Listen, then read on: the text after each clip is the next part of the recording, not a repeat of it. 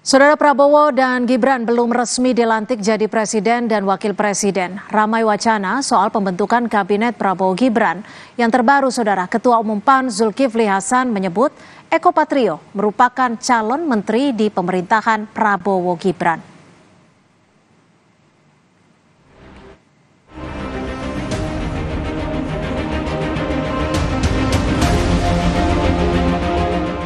Nama Eko Hendro Purnomo alias Eko Patrio tiba-tiba disebut Ketua Umum Partai Amanat Nasional Zulkifli Hasan berpeluang jadi calon menteri di pemerintahan Prabowo Subianto. Hal ini dikatakan Zulhas saat wartawan bertanya tentang kader PAN yang berpotensi maju di Pilkada Jakarta. Namun Zulhas tak menjelaskan posisi menteri yang akan dijabat Eko. Kalau Jakarta ada Zita, ada Pasa, ada Eko. Ya, tapi Eko kan calon menteri ya. Pas Eko itu clue-cluenya mau kemana sih Pak Zulhas? Oh ya, nantilah kita lihat ya. Politik kan dinamis. Selain manuver Zulhas, Maret lalu Ketua Umum Partai Golkar Erlangga Hartarto meminta jatah 5 kursi di Kabinet Prabowo Gibran. Hal ini diungkap Erlangga saat menghadiri buka bersama DPP Partai Golkar di Bali. Saya sampaikan ke Pak Prabowo kontribusi Golkar ke Pak Prabowo, karena kita 15 dari 58%, maka kita kontribusi 25% Pak Bu. Jadi kalau 25%, kalau bagi-bagi ya banyak-banyak sedikit boleh lah. Kalau yang kita sebut 5 itu minimalis, tapi kalau dihitung proporsinya 25%, room masih banyak. Setelah penetapan pemenang Pilpres, peta politik makin memanas, terutama di lingkaran koalisi Prabowo Gibran soal jumlah kursi yang bakal mereka dapatkan. Patut ditunggu apakah ada nama lain setelah muncul nama Eko Patrio. Tim Liputan Kompas TV.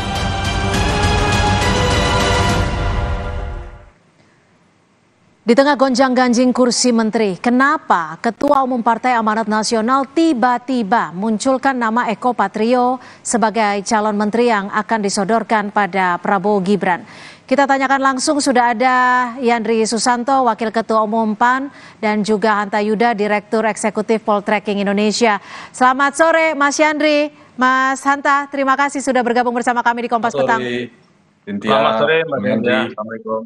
Ya, waalaikumsalam. Saya ke Mas Yandri terlebih dahulu. Mas Yandri, ini kenapa tiba-tiba Pak Zulhas tiba-tiba langsung munculkan nama Eko Patrio sebagai calon menteri untuk diusulkan kepada Prabowo Gibran? Ya memang PAN bagian dari Koalisi Indonesia Maju.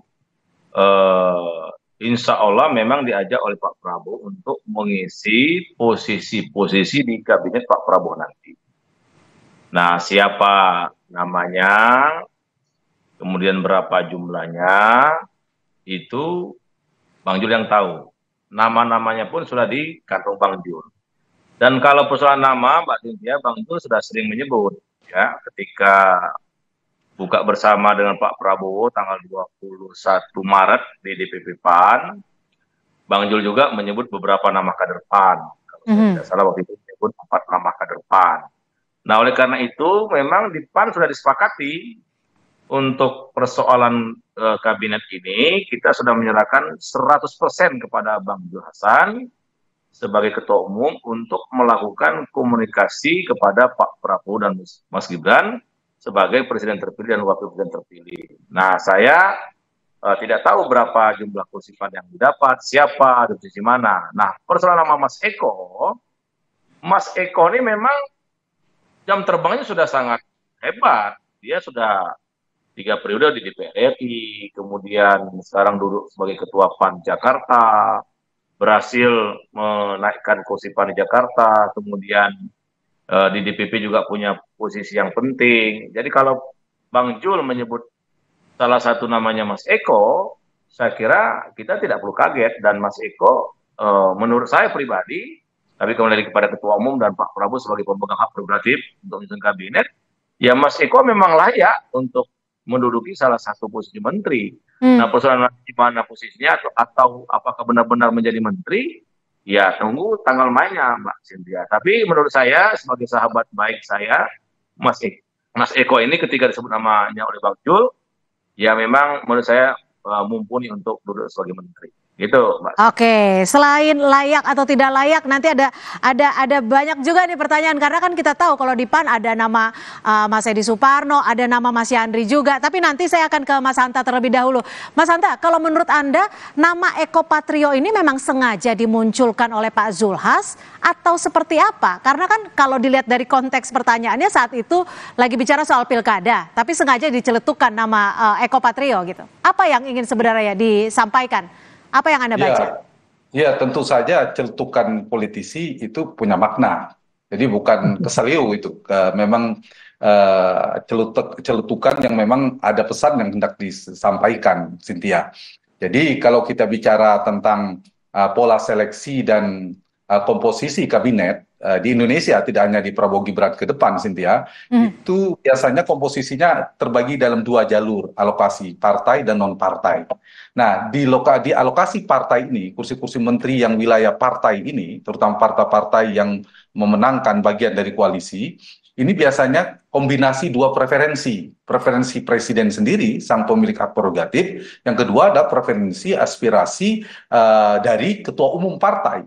Jadi tadi saya menjawab pertanyaan Cynthia, itu berangkat dari Ketua Umum Pak Zulhas, ada Ketua Umum PAN, itu referensi dari Ketua Umum PAN. Nanti tinggal kompromikan dengan dengan presiden. Dan ini realitasnya. Kadang saya mengatakan hak prerogatif presiden dalam konteks sistem presidensil tereduksi dalam konteks ini, dalam makna netral ya, karena realitasnya sistem presidensil kita kan beroperasi dalam sistem multipartai ekstrim, sehingga presiden itu membutuhkan dukungan parlemen yang memadai. Untuk mendapatkan dukungan parlemen yang memadai supaya stabil, supaya kuat, supaya solid, maka salah satu yang diberikan, tanda petik ditukarkan, dikompromikan kepada partai adalah diberikan posisi menteri. Nah, karena itu kabinet ke depan itu akan kabinet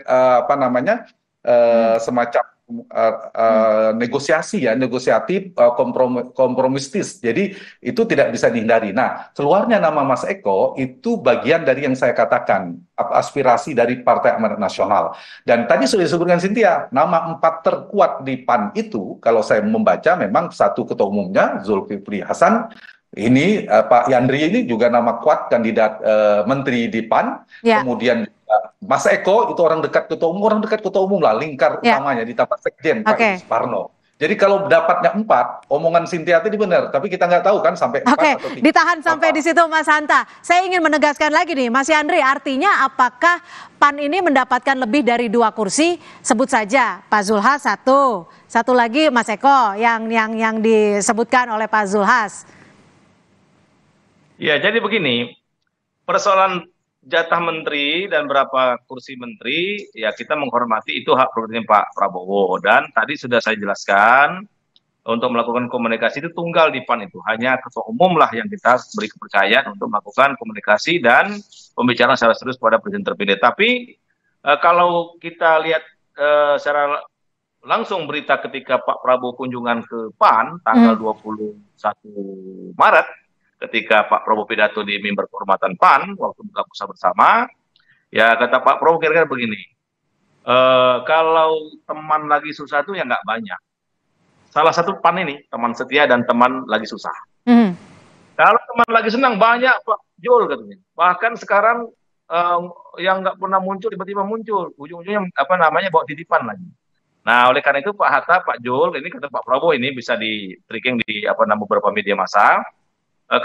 Jangan kaget Pak Hatta dan Pak Jul kalau nanti PAN minta X bisa lebih daripada X. Nah, saya yang bisa menerjemahkan itu kan Pak Prabowo sendiri. Tapi bagi Pak, kami meyakini komitmen dengan Pak Prabowo ini insya Allah berjalan baik dan tidak ada persoalan apapun, karena chemistry antara PAN dengan Gerindra atau Bang Jul dengan Pak Prabowo sudah teruji selama 3 kali Pilpres. Nah, oleh karena itu kita tunggu saja, dan PAN sudah menyiapkan nama-nama terbaiknya, menyiapkan nama-nama yang menurut kami layak untuk dijadikan menteri. Tapi sekali lagi, lahir di Pak Prabowo, dan kami kader-kader PAN siap lahir batin untuk menyusulkan pemerintahan Pak Prabowo dan Mas Gibran 5 tahun. Apakah ini artinya PAN yang mengklaim sebagai teman baik dari Prabowo akan mendapatkan lebih dari 2 kursi menteri? Kita masih akan membahasnya usai jeda. Tetap bersama kami di Kompas Petang.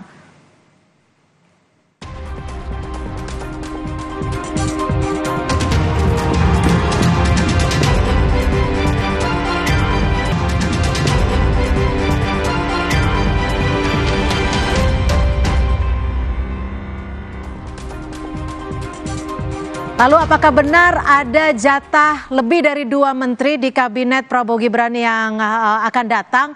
Karena Pak Zulhas sudah menyebutkan nama Eko Patrio yang diusulkan untuk menjadi menteri. Saya ke Mas Hanta. Kalau dari Mas Hanta sendiri melihat sosok Eko Patrio ini kapasitasnya seperti apa, Mas Hanta? Ya, memang pengangkatan menteri itu bagi seorang presiden sebelum ke Mas Eko, racikannya kan ada 3, pertimbangan politik, teknokratik, dan publik. Pertimbangan politik itu pasti perimbangan kekuasaan, kursi. Jadi kalau dia preferensi kuat dari ketua umum partai, dia berpeluang besar, Cynthia.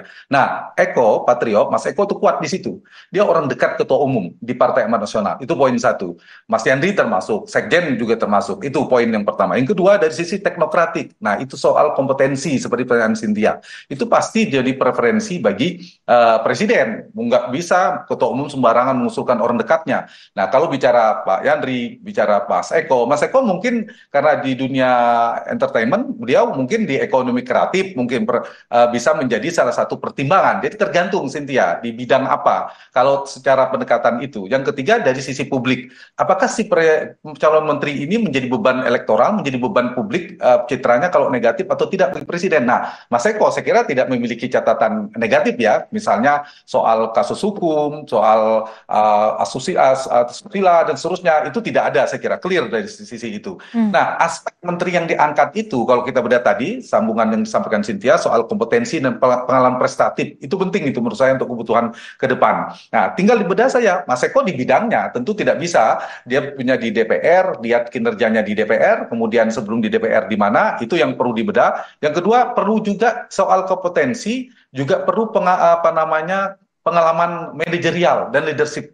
Karena mereka akan berhadapan dengan partai besar juga, namanya partai birokrasi, selain di partai sekarang ini. Nah, itu juga penting. Yang ketiga, loyalitas nanti ke depan. Loyalitasnya sekarang pasti ke ketua umum, tapi ke depan kan juga ke presiden. Yang paling penting, preferensi terpenting, ini paling determinan ya, Cynthia, bagi menteri-menteri yang berasal dari partai politik adalah rekomendasi ketua umum.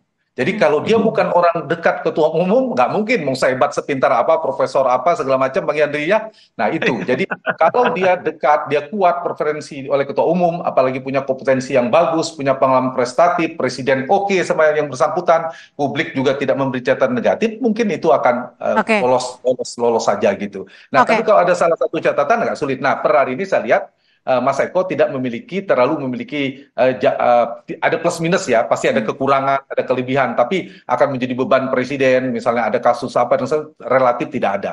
Oke, Mas Yandri, jadi saya ingin memastikan nih, yang terdengar saat ini kira-kira pasti nih lebih dari 2 menteri di kabinet Prabowo Gibran? Ya kalau jumlah yang tahu komunikasi itu kan Bang Jul sama Pak Prabowo.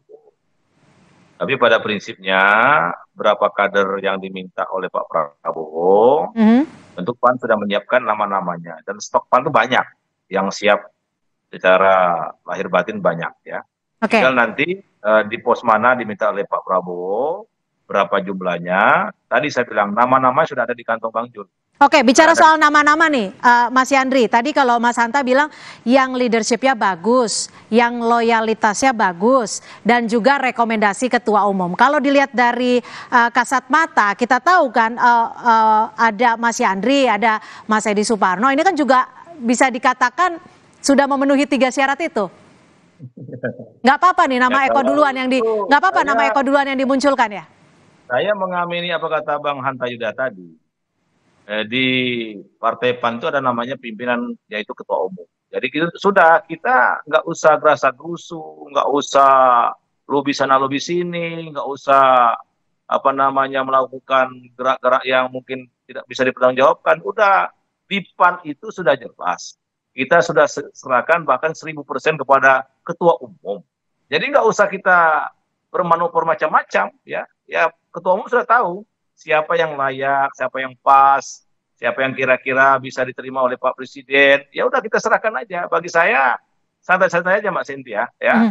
Kita serahkan kepada Bang Jul. Siapa kader PAN nanti akan disodorkan kepada Pak Prabowo sebagai presiden terpilih dan memang mempunyai hak prerogatif untuk menyusun usul kabinet yang akan datang. Mas Pak Hanta, kalau dilihat dari apa ya yang bisa disebut dari Pak Zulhas sudah memunculkan nama ini, Anda melihatnya etis tidak sih ketika parpol langsung menyodorkan atau mengangkat seorang nama bahkan sebelum presiden dan wakil presiden terpilihnya ini dilantik?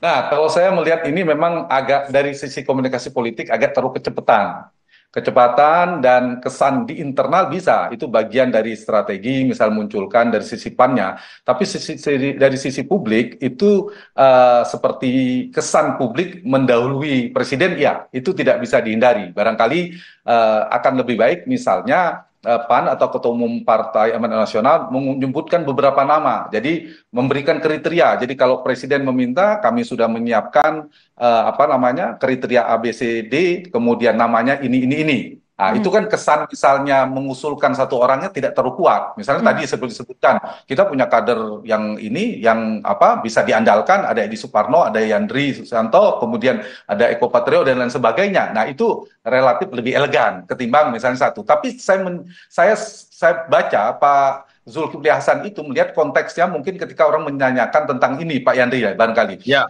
Pilgub DKI. Jadi Pilkada DKI itu salah satu namanya Eko Patrio. Nah, tapi Eko juga menteri ya, mungkin gitu. Tapi kalau orang bicara Banten, misalnya Bang Yandri juga Gubernur Banten, barangkali nama Yandri yang keluar. Jadi mungkin ada momen itu, ditambah ada Zita kan, putrinya Pak Zulhas. Jadi kalau Pak Eko ke menteri, Zita semakin besar peluangnya di Jakarta misalnya. Jadi saya kira memang ada konteks pesan itu yang disampaikan. Yang kedua, saya ingin komentari yang sebelumnya Cynthia. Jadi jatah-jatah bagi partai politik itu ada 2 poin, kursi dan kontribusi.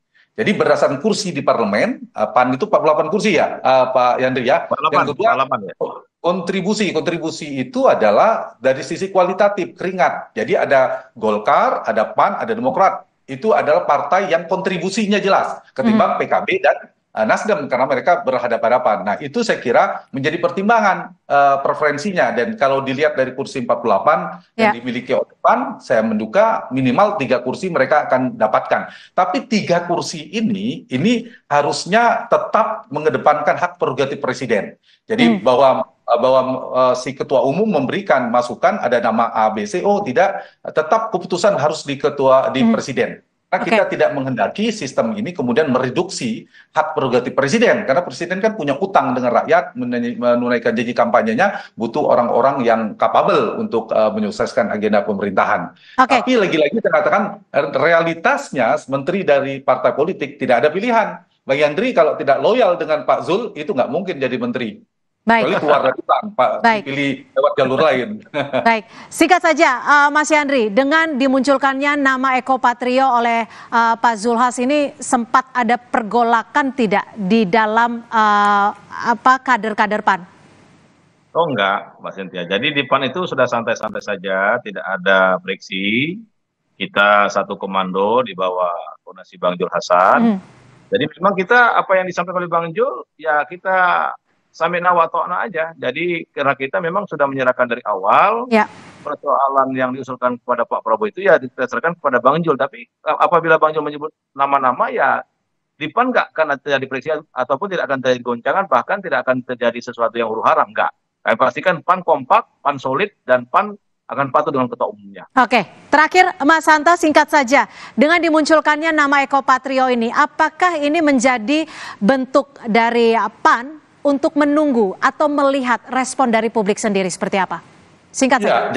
Jadi ada 2, betul. Jadi pesan ini saya melihat preferensinya 2 ditujukan, bisa ke Pak Prabowo. Tapi kalau ke Pak Prabowo itu kan tidak harus ke publik. Yang kedua memang testing the water, bagaimana respon publik kalau dimunculkan nama itu. Barangkali ada catatan dari Ketua Umum PAN, jangan sampai ada kontroversial nama-nama itu, sehingga lebih awal dimunculkan itu semakin baik. Dan setelah ini saya yakin Cynthia akan muncul nama-nama baru, akan muncul banyak sekali dari partai politik, non partai politik dan seterusnya, banyak. Kecuali 3 wilayah menurut saya yang harus dijaga Pak Prabowo, Triumvirat, Mendagri, Menlu, dan Menteri Pertahanan. Itu wilayah presiden penuh, saya kira tidak bisa dikompromikan ke partai. Yang kedua, yang menguasai hajat hidup orang banyak yang terkait dengan Menteri Keuangan, Menteri SDM, BUMN, itu juga dugaan saya tidak terlalu divulgarkan dibagi-bagi partai. Dan satu lagi, yang menguasai dapur kekuasaan istana presiden seperti Mensesnek, itu dugaan saya tidak wilayah partai politik. Nah, di luar itu sah-sah saja karena